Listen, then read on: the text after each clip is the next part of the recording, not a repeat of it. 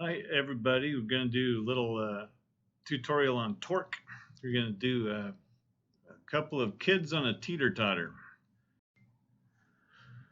So here's the basic situation. We've got a teeter totter is a piece of wood with, sitting on a pivot point, they call it. So sitting on a pivot. We've got one kid over here, I guess we'll call that one mass 1. And then we've got another kid over there, we'll call that mass 2. And they've got weights. So we've got force vector this way, force 1, I guess, and force 2, and those are equal to the weights. So this will be, for example, the mass of that kid times the acceleration due to gravity. And the idea is that they are stationary. Oh yeah, a little more geometry. We're going to draw a distance vector R1.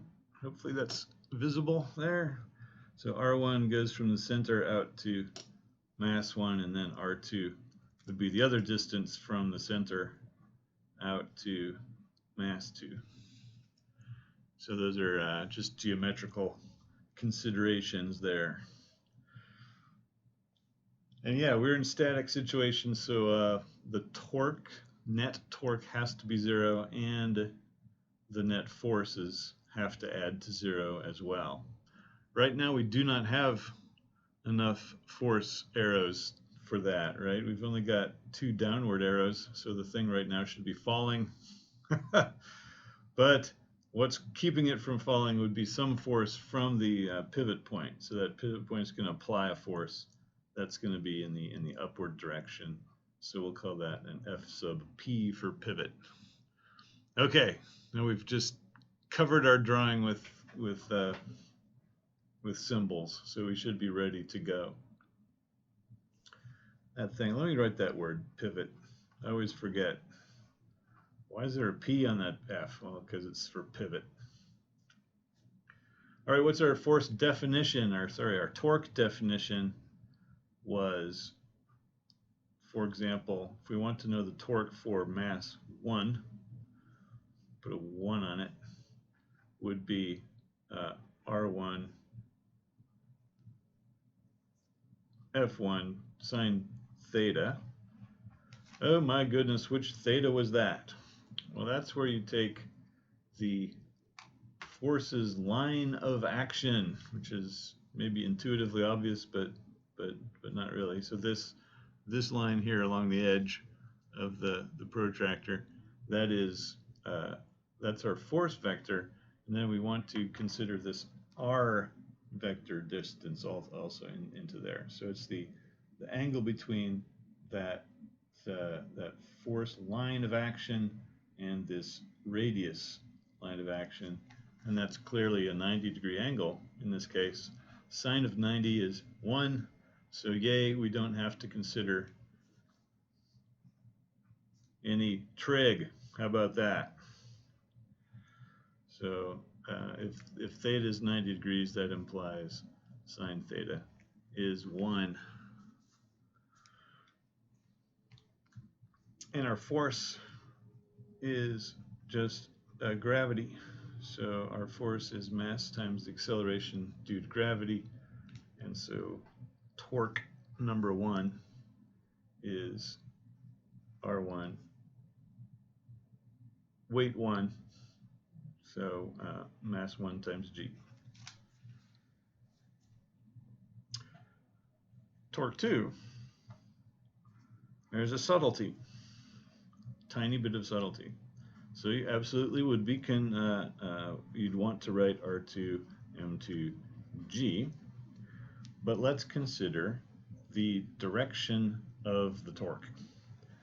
So if I put my right hand rule on torque number 1, I get a sense of a counterclockwise rotation. So if this weight vector here were to be successful, it would move that pole or move that plank in a counterclockwise direction. If mass 2, if that weight vector there were successful, it'd go the opposite way. So that would be clockwise. And so by physics convention, clockwise torque is going to have a negative sign on it. Okay, so that's the tricky and slippery bit.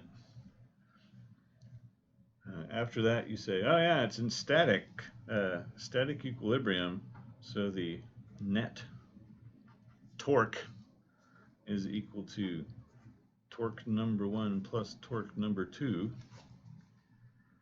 and that must equal 0 in a static situation. So torque 1 is R1 M1G, torque 2 is R2 M2G. Oops, with a negative sign. So let's erase my plus, put in a minus, and that's equal to 0. So let's suppose our unknown is this guy R2. So we know the masses of the kids, and we know that we're going to place one at a certain distance, but then we want to know where we're going to put number 2. So then we just solve for R2.